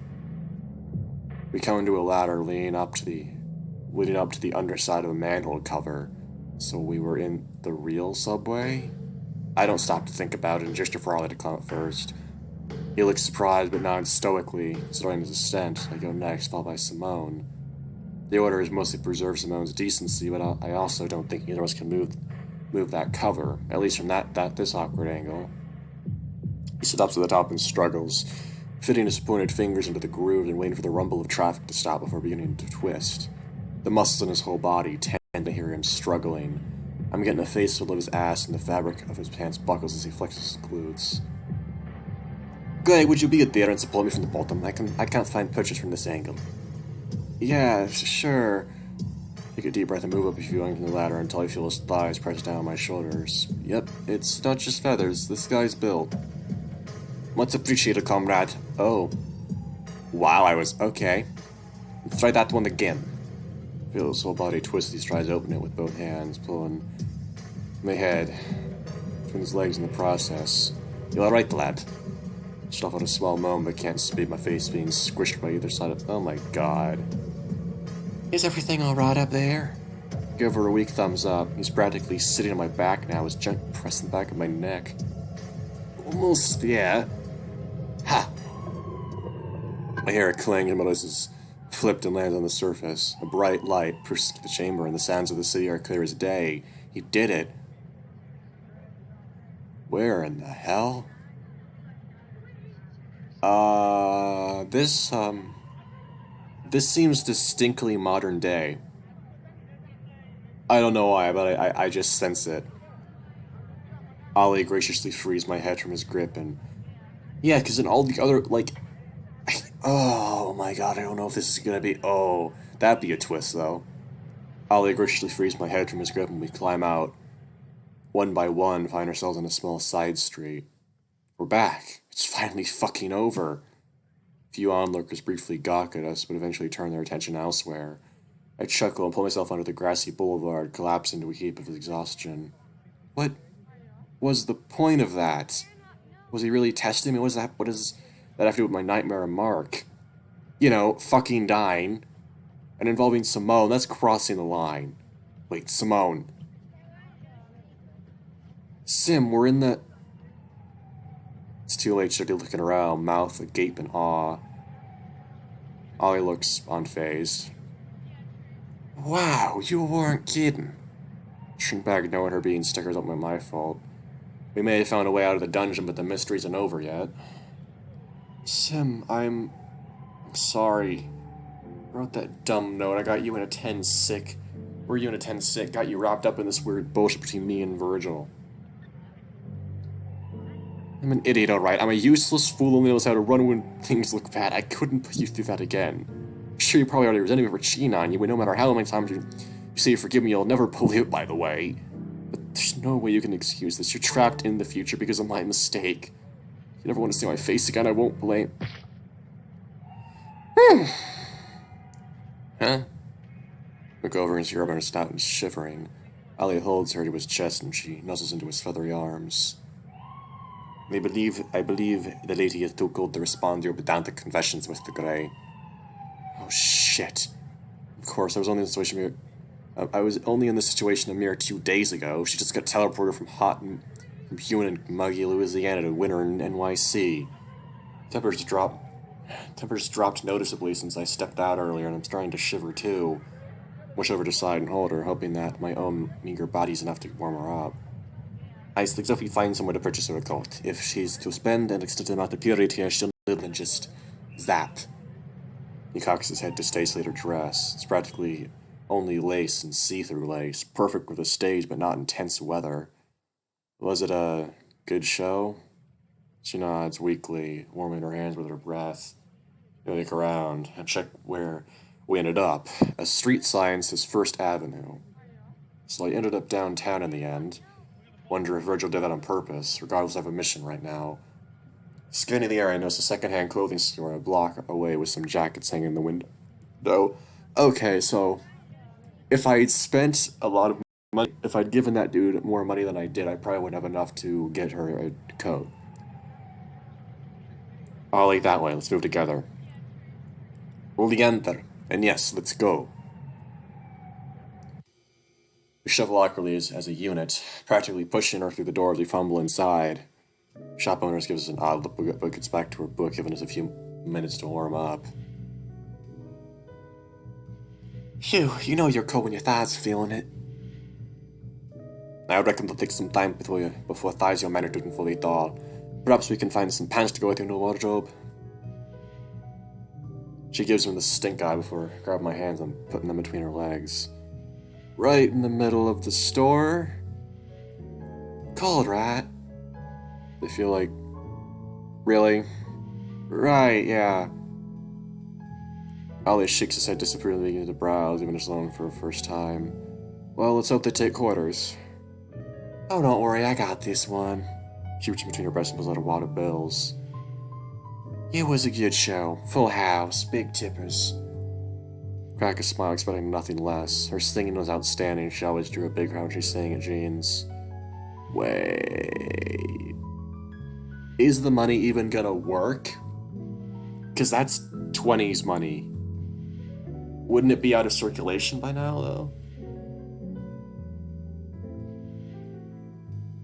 I wanted to see her perform one last time before I left, but I was worried if I did, I couldn't go through with it. But I know I was right. So, see anything to catch your eye? She chuckles, sitting down in a beanbag and crossing her legs demurely. Now, great, I've just been informed I'm in the 1960s. I have absolutely no idea what fashions are in right now. And she pouts and crosses her arms childishly. There's no point in trying to put together a decent look. I've lost before I even started. Just pick something out for me, sugar. You have a good eye. It's really a routine. She tells me to pick and then hates every single thing I bring her until she caves and looks for herself. Must have the goofiest grin on my face as she stops pretending to pout and giggles when she looks back at me. Sure, sugar. Maybe I'll get it right in the first try this time. I bet my left tit you won't. But good luck. Psst. I venture in the back, making a mental note to buy her a contemporary fashion magazine sometime soon. I think she'd rather like how liberated the women of this area seem. There are racks upon racks of dingy denim jackets in garish colors, tacky white collares, and hundreds of demented-looking hats. I really don't want to walk out here empty-handed. She won't make it back to the apartment at this rate. Fuck, I'm gonna have to explain this to Mark somehow. Today is really not my day. I'm so caught up in my thoughts I nearly trip over a box in this corner of the store. Owner cranes her neck to see what the ruckus is, and I silently mouth an apology. The box is full of more sensible items. I pull out a brown suede jacket that looks about her size. I was never great at discerning one's bust size, but style's more important right now. Hey Ollie, what do you think huh? He's gone. Slip was talking to Simone? Wow. Leaving with a word after all that left a bad taste in my mouth. Regardless. We're in to show Simone my find, hoping my time with Mark has improved my fashion sense. Oh, that ain't bad. I like the fringe, too. Right, it kind of reminded me of the cowboy kiddos we used to wear as kids. Yeah, didn't Sam have? Sorry. It's alright, I brought it up. By the way, where'd Ollie go? Oh, him, he left a few minutes ago. Hit down his contact info for me in case we need to get in touch again. Huh. Odd guy, that one. Like he was talking. So, you'll take it? I hold up the garment and she claps approvingly, snatching out of my hand and dancing over to the register. Yo, now let's get something to eat. I'm starving. Same old Simone, living each day by the seat of her pants, having fun to boot. We go back into the cold, less harsh now that Simone's walking with me arm in arm with her new duds. Should we ask for a place? Nah, let's walk around. Do you want to see the city? What is it with men and never asking for directions? Hey, I'm just trying to... Some guy walks straight into me, knocking the both of us over. Sorry, pal. Asshole, are you alright, Gray? Yeah, wait. Suddenly feel lighter. Pat my pants as my wallet's gone. Damn it, that guy just robbed me. What? Oh, just wait till I get my hands on... fellas? Pause and turn around, seeing a young rat swallowed in layers of winter clothes, holding out what looks to be my wallet. That's a pretty classic trick, my guy. You just gotta be quick than that around these parts. Don't worry though, stole it back for you. Snatch a wallet back and combed through it for memory it was empty to begin with. Slide it back in my pocket and laugh awkwardly, embarrassed. This... It's AJ. You two's new around here? Simone pushes past me and leans down, staring inches from his face. Yes, we're very new. Maybe you could show us a good place to eat. She's been using her baby voice.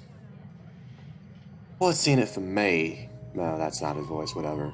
She pulls out her wad of cash again and licks her fingers, playing a few singles as AJ watches wide-eyed. How's $5 sound? Kid snaps out of it and nods, holding his hands out greedily.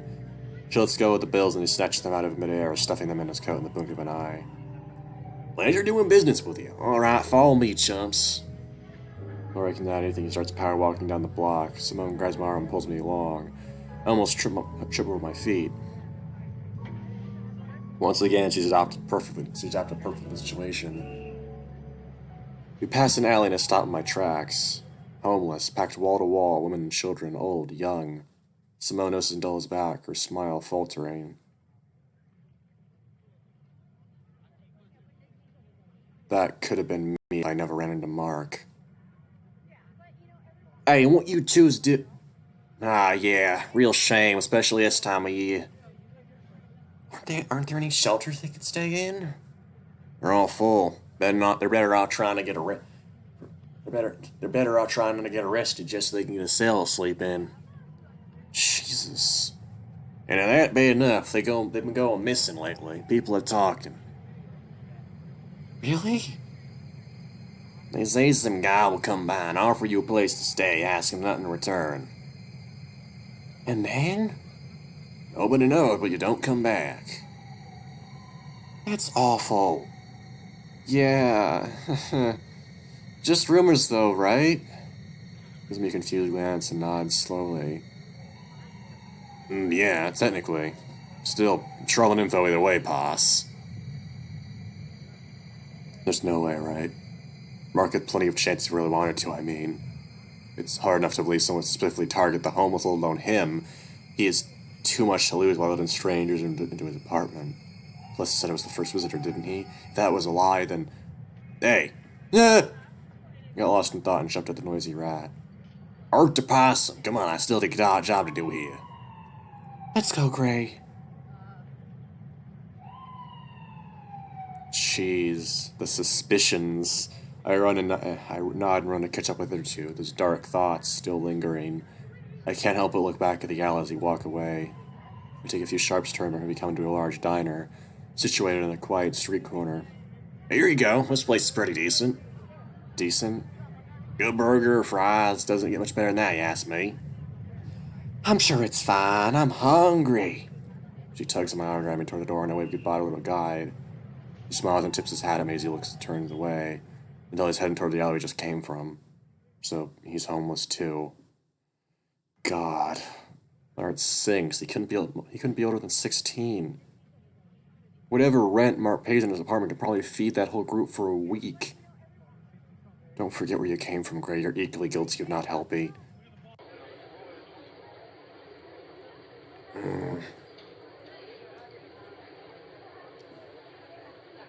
Right, because of course, his family were slavers at good grief. We get to see a nice older lady and get brightly colored paper menus. Simone orders a coffee, but I'm in the mood for something a little bubblier. I'll have a what the fuck? A what? You mean a rupee? Huh? You know what? You're getting rupee. Do I have a choice? You'll love it. Okay. She writes it down on her notepad and walks away, leaving us alone. So? Reaches her seat looking out the window and tapping rhythmically on the table. There's no chance it's all some crazy dream we're all at home. We're all really at home, preferably drunk and passed out. I sign him in my hand quickly scanning the menu, even though I'm definitely getting a hamburger. No, believe me, I have time to roll everything out. Something unexplainable has happened to us, and I think it has something to do with Mark, and the other ones I mentioned. Right in the golden place. Place that sounded suspicious like heaven, yet you're clearly not dead. Yeah, and I'm fairly certain Mark isn't either. But not 100% certain? Here my face in the menu, uncomfortable with the topic. I saw something in a nightmare. It felt too real to have been completely in my head. I vaguely described the scene, leaving the gory details as to not soil our appetites. And I can't help but feel like something awful's gonna happen any day now. Especially how unpredictable he can be sometimes. Gray. I mean, yeah, he's handsome and rich, and he's pretty much taking care of me for free. Gray. Who wouldn't take advantage of this opportunity with the position I'm in? This is just the hand I was dealt. Monitor Burrows tapping his foot, notepad and pen at the ready. Sorry, I'll just have a hamburger. Oh. He froze his brow. Anything else? That's all, Sim. I'll have a grilled cheese and fries. Extra crispy. The bovine nods and takes her menu, walking with heavy hooves into the kitchen. I slammed my head into the table, cursing myself for that awkward action. He probably serves hundreds of burgers a day, Gray. I know. He's probably having a good laugh about it right now. That makes it worse. She goes and pats me on the back. After a few minutes, I didn't even put two and two together there. I'm really dumb. After Mrs. Spelltucker fit her eyes when we eagerly dig in. It's decent, like AJ promised. Something about mediocre food can be more comforting and satisfying than a 5-star meal.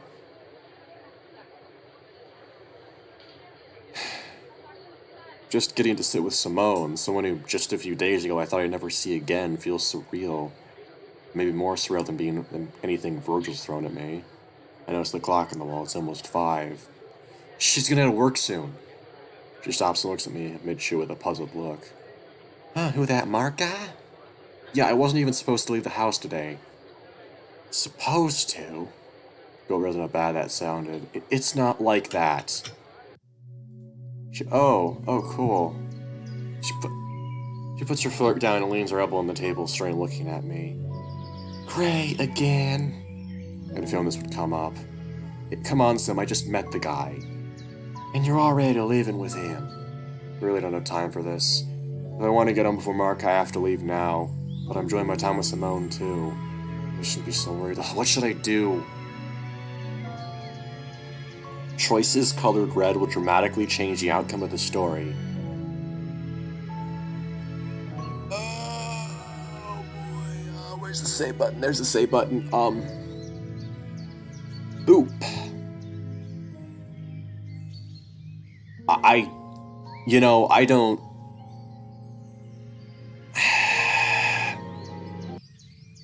No, I made a promise. Friends keep their promises. Promises. Simone, I'm sorry, but I have to go. I see. Gonna need some time to convince him let you stay with us, but I'm sure if we... I don't want to stay with him, Gray. What I want is to go home. With you. I want to go home too, Sim, but I know this whole thing is tied to Mark somehow. I can't let whatever I saw happen to him. He's important to me. Come on, you know that's not what I... Actually, I just remembered something. What? She gets up, throwing some change there without counting. Alec told me I could stay at his place until we figure out what's going on. Something about me being his lucky charm. I think he's trying to solve the mystery on his own. Oh, but are you sure you can trust him? She rushes past me, her bushy tail almost knocking me over. Grab my waist and squeeze it gently. Hear her mutter something under her breath. What? Can you really trust him? Yes. I'm happy then. She wrestles her arm from my grasp and jets out the door. Just like that, she's gone again. Didn't ask her to find me. I have to finish what I started. Then we can all go home. I'm sorry, Sim, but you'll thank me later. With the food paid for, to head out to look for some other subway entrance, preferably not a sewer this time. Looking at the same line I needed to originally get here and head down the stairs. I doubt Verge is going to pull the same trick twice. Notice a canine worker posting something on a bulletin board while a line of people wait impatiently by the information booth. What's going on now? Get the old lad's attention. He moves his fluffy bangs on the way to look at me. What is it now? Hey, there's something going on with the train today to get home. Usually he blinks a few times and replies in a dry tone. I guess that was a dumb question. Yeah, it looks like the sea beach line is currently suspended due to derailment. What? Hey man, I just work here. Apologizing, I walk over the map, shaking my head in frustration. These train lines can just suddenly go to commission, leave you stranded, huh? Don't have the money or navigation skills for a taxi. What to do? None of the trains nearby would connect without a long walk between stations. At that point, I might as well just... Oh, right. Fish around, find the piece of paper this morning at the bottom of my pocket. It's crumpled, but the museum's address is legible. This is what if we agreed on. Even if he gets mad, it's better than getting completely lost. Turn around, over to Labrador, straighten out the paper against the edge of the poster board holding up to him. Hey, what train can I get to take to the MoMA? Well, you can go a few blocks south and catch your northbound 8th Avenue train to 53rd and 5th Avenue. They're closing soon, though, so you better... I'm already running up the ship before you can finish. As per his instructions, I find myself on the correct train heading towards Mark's work. Doing a very long ride, so I need to think of what to say to him. Hey Mark, I know you told me not to leave the house, but I remember I'm an adult, so I fucked around the city and ended up in a demonic subway station. No worries though, I found my friend. He was also been sent here for that with no proof, and we escaped. Oh, but don't forget the photo of your dead brother that I found in that drawer. I'm sure there's a perfectly normal explanation for it. Okay, seriously though. Hey, I'm sorry I left without telling you. I just wanted to surprise you by getting noticed on my own. And look, I even made the museum myself. Let's tug it out and order some more pizza, okay? Yeah, that sounds good. Depending on his mood, it'll either work or I'll get yelled at for a while before he eventually caves and forgives me. Maybe some wine will speed that up. That sounds awful out of context. My stop comes up before I can ruminate on the subject any longer. I collect myself and head out into the world again. Before I can appreciate the majesty of being in Midtown again, I'm being pelted with cool droplets of rain. Oh, come on! Everyone seems to have magically expected the sudden showers, I'm the only one with an umbrella. I sigh to myself and trudge on, remembering a similar walk only a few nights ago. At least it's warm up. The setting sun is reflected against the soaking wet asphalt. Its peachy orange hue is occasionally interrupted by the indigo shadows of people walking across. Street lamps burn defiantly, and car headlights cast a blinding, reflected glare as they catch my eyes while making a turn. Even in the rain, the rhythm of the city continues uninterrupted, and I'm that one discordant note straining the listener's ear. That's a good analogy. I like that. It's about the entrance and taking shelter under the awning, making a futile attempt at shaking myself dry before walking in. Well, here goes nothing. Go to open door, but it slides open on its own, as if it could somehow sense me approaching. Act unfazed, or you can't freak out at Mark's job. The lobby's mostly empty, a few lingering patrons staring. Oh, that's cool. His clothes are all wet. That's attention to detail. The lobby's mostly empty, a few lingering patrons staring at some extremely abstract art occupying the walls. Reception desk, I make contact with the greeters, apparently entirely bewildered by my disheveled appearance. Fake a wide grin and confidently trudge over, trying to ignore the squeaking of my wet shoes against the marble floors. Probably look insane, but this is New York, remember? She'd be the weird one for making a scene. How can I help you, sir? Actually, unfortunately, we'll be closing to the public in 15 minutes, so tickets still ended for the day. Right, I'm actually here to ask one of your employees. Her eyes widen for interest for a moment, but before turning to her default expressions of indifference. Name? Mark. Mark what? Fuck, how did I never get that out of him? It's not like I give him mine either. Sir? Her bratish tone and the feeling of 600 patrons are starting to get to me. This was a mistake. Mark. Big red band wolf, colorful suits, red glasses. What department? She has to be fucking with me. Archives. Putting up the phone, holding it in place so she can reapply lipstick while looking in a tiny mirror. Hello, yes. We have someone looking for a mark in archives. Ring any bells? Here, Paul blows from her another line. The gazelle finishes touching up her makeup and nods occasionally before hanging up. Well?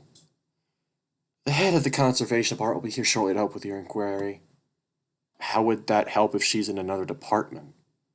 She rolls her eyes and twists open all the nail polish, the chemical smell hitting my nose like a to bricks.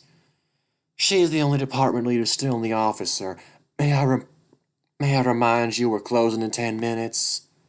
She says that last part through gritted teeth and I back off, waiting around the scene area without actually sitting, lest I damage their precious couches.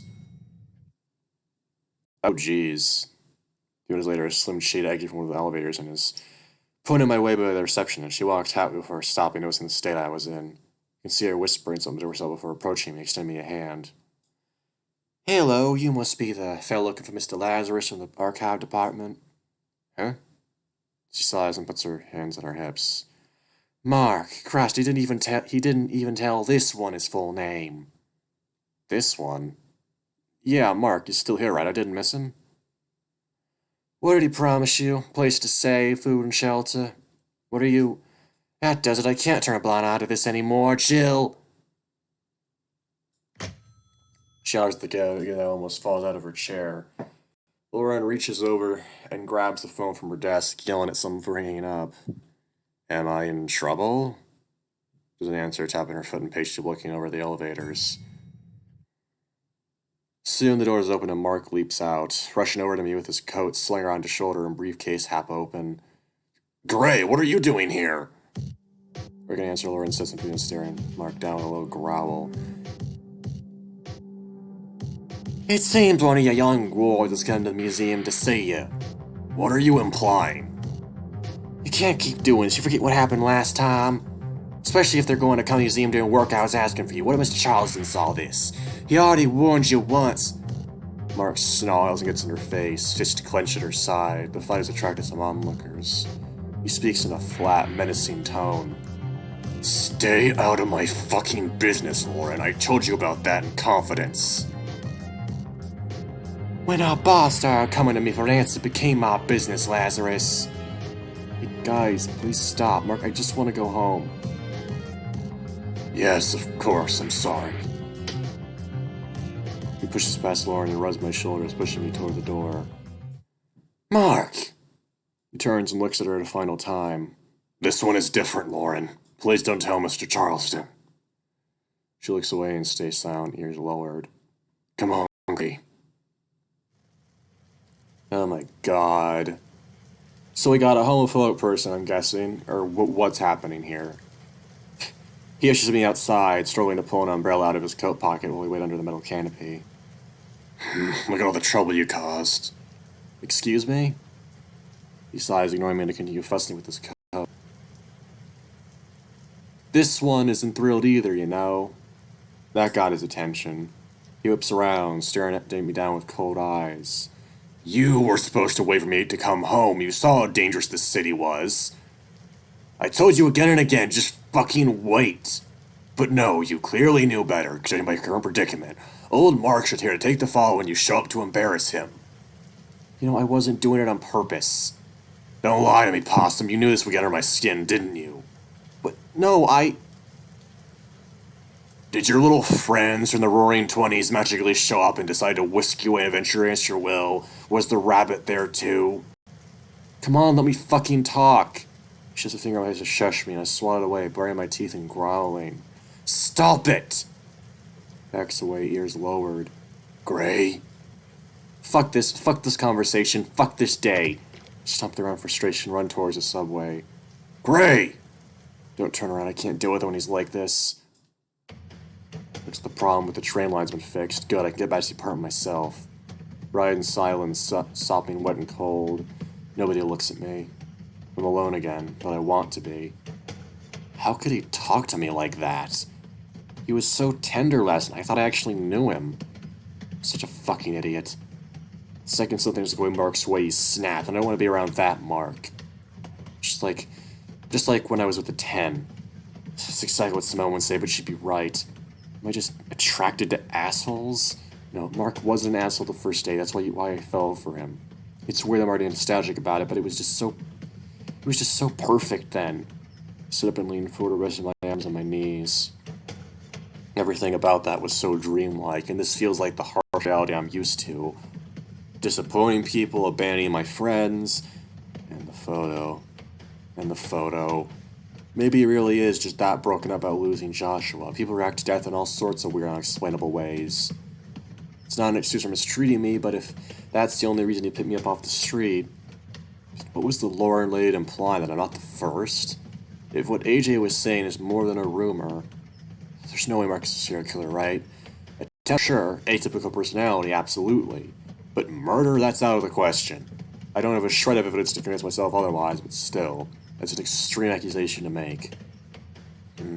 Maybe if I get to the house first, I can find something to prep myself with. This is East 77th Street, 5th Avenue. Shit. Rolled on my seat and out the door, and old man who I swore was asleep the entire ride managed to step awake and slip out after me. The New Yorkers have a sixth sense that tells them when it's their stop. My brief amusement is replaced with the dread of going back out in the rain, undoing any drying off the train's heaters had accomplished. I unceremoniously stomped my way towards the apartment. Remembering there being a covered area by the entrance I could take refuge under. Turn the corner and see someone sitting there already. It's Mark. Tax should be found from the train, I suppose. He notices me and looks surprised before melting back to a somber sadness. He turns away and I feel my heart sink. For my arm away for a moment before walking over and sitting next to him, not saying a word. His eyes are red and puffy, the fur around them matted. Would he cry in the ride home? Damn it, I'm not supposed to feel sorry for him, but I do. Hey. There's something I never quite figured out about you. He grunts inquisitively, still looking at the ground. A guy who was everything. A good job, a nice house, living in the richest city in the world. Wanted me. So? I guess I'm just not used to kindness, genuine or otherwise. He scoffs and waits before responding. I'm hard on you because it's genuine. Huh? He sighs and turns to face me, his amber eyes dulled by the overcast skies above. I know I can be a lot. I don't have a ton of experience dealing with people anymore. Ever since I got this job, I've isolated myself out of fear. Fear of what? People meeting the real me, figuring out that I'm some kind of fake, that I'm not actually qualified for the task they give me, or worse, wanting to socialize with me outside of work and learn there isn't much to me. Just an old washed-up dog who's lucky to be making this kind of money. Mark, you know that's not true. I don't. You don't understand what it's like living here, Gray. Anything you have can be taken away in a second. This homeless family's in the alley. Like TJ. Like me. And why were you... Pause and try to reword what Lauren said. Taking people in, other than me, I mean. He's silent before replying in a hoarse voice, choking back tears. I don't know. Maybe because I thought I could earn this whole being well-off thing if I gave some of it back. When you donate to a charity, you don't actually see the good you do. You just have to assume it ends up in the pockets of whatever franchise group you're helping to help. But if I saw a guy, anyone who I thought would be safe to bring in, clean up, get a taste of life I'm so privileged to have, maybe it would feel less hollow. I think I finally get it. If things had gone differently, if I'd stayed at the manor, I would be like Mark someday. We're carrying the same guilt, coping with the same honor and benefits that come with our species and our families. The wound never closes, it just bleeds slower. Put an arm around him and rub his back. Mark, I get it. He sniffles and wipes his nose on his sleeve, those dull eyes beginning to glisten again. You do? Yes, I've been where you're at, and I made the wrong choice by running. So I'm not gonna run from you either. He pulls me into a tight hug and I squeeze him back. I can't lose anyone else, Gray. I don't want to be alone again. Please don't go. Damn it. Every nerve in my brain is screaming at me, telling me I'm making the same mistake I did in my last relationship. Some of them sound like me, some like Simone, most like Simone. I reason them all away and focus on the rush of dopamine filling my body like a glass of decadent rosy wine. Start gilling into his chest and he looks down confused. Shrugging, I wipe tears out of my eyes and kiss him on the nose, making his ears flick around cutely. Just like that? I smile and get up, pushing myself out before I'm out of hand. Yep. Come on, I think I'm ready for a shower, and you have work in the morning. We can't spend all night out here caterwauling, can we? Right. He takes my hand and we head upstairs. We're barely even in the elevator, we're pulls me into a kiss, and I use my tail to hit the button for our floor. Mark, I'm all wet, your suit. Don't care. He goes arms around my waist and he leans in and he pinning me against the wall. I've been waiting to do this all weekend. So my whole face turned red and closed my eyes, enjoying the feeling of his warm breath against my cold, shivering lips. The ding of the elevator snaps us out of it and he pulls away as an older woman walks in, giving us a curious look before turning her attention elsewhere. I sigh in relief and hear Mark giggling next to me. I elbow him gently and he reaches behind me, grabbing my butt. I elicit a squeaking over my mouth, avoiding the gaze of the elderly feline, who must have some suspicions by now. I whisper for him to stop and he pats my ass one last time before moving his hand. She eventually gets off a few floors before us, and surprisingly, he doesn't pounce at me the second the doors close. We get to our floor and walk in the apartment, Mark hanging his coat up properly while I toss the umbrella in its receptacle. I promise I'm not being a horn dog, but could you take your clothes off here, since you're gonna shower? Right, don't want to mess up the carpeting. It's alright, I'm not feeling very shy. Okay. Wow, okay, that was actually really cute. I hear him rattle off a few more musk puns and throw my things in the dryer and close the bathroom door. The shower doesn't take long to heat up, and I slide the glass door behind me, letting the water wash away the last few days. My sore muscles, my greasy fur, my wind-weathered nose and ears. Well, I'm locked in now, aren't I? Mark just does something to me. The good moments are like a dream. I'm determined to make this work if he isn't. Ollie does find a way to get me and Simone home. I want to take him with us. Really?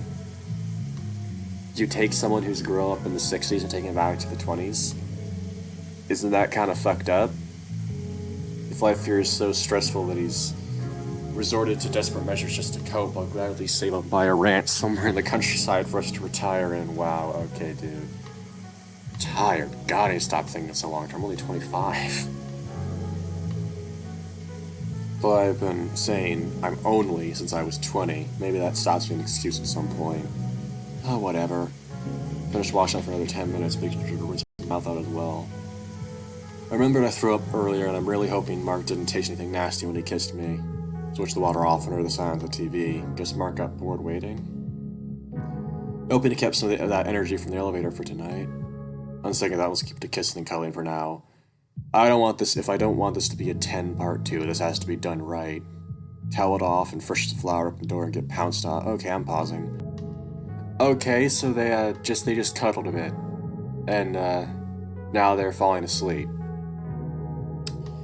As we drift off, he settles up behind me, flopping an arm lazily around my waist. It's been a long time since I was a little spoon. Only downside is I can't fall asleep looking at his face. Thought so.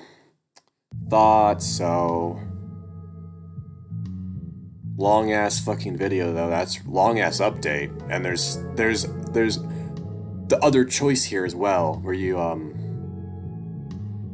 Okay, it's time to see if they had any of the stuff here. Archive. What is this? Work in progress. Notes. Right, this is right. Theory crafting.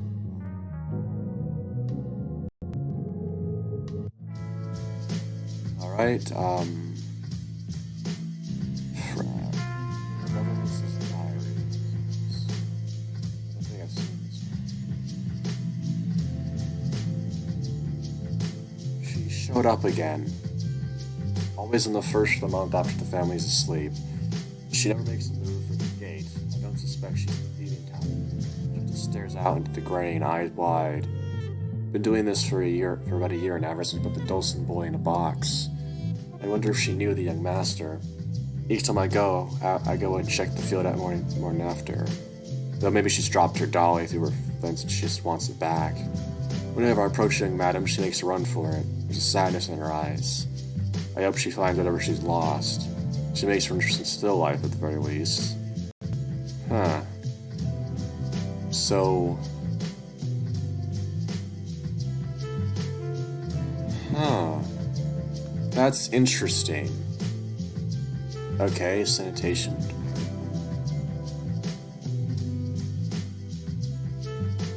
Henry here, do you copy? Thomas Henry. Affirmative. Boss has received a formal complaint from some locals about a smell coming from both the sewer grates.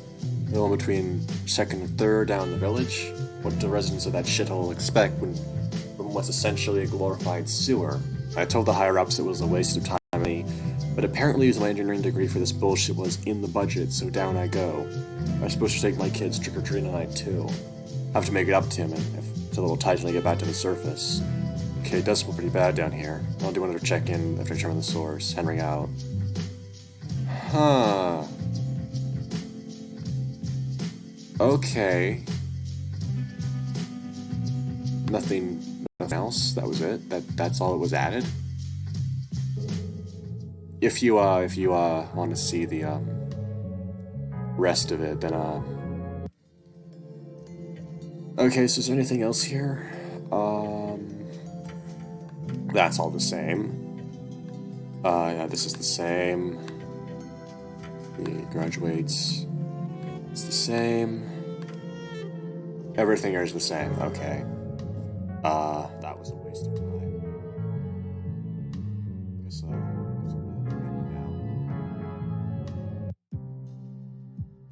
so thanks for watching. That was really, really good update, not gonna lie. I mean, all of them have been good so far. Pretty much all of them have, honestly, but, you know. It's just... Some of the moments there were genuinely unique to this VM that I like. The part in the train where it was animated and Virgil's face just showed up. That was really cool. That was a really unique scare. The dude in the fucking nightmare subway. That was a nice little segment too. Yeah, that's pretty much all I really wanted to say. It's 3:25 a.m. now. So I hope you have enjoyed this video. I shall see you in the next one, whatever that is. I guess I'll just either then more of Leo's route Echo, or I'll do more Tennis Ace, but whatever, see ya.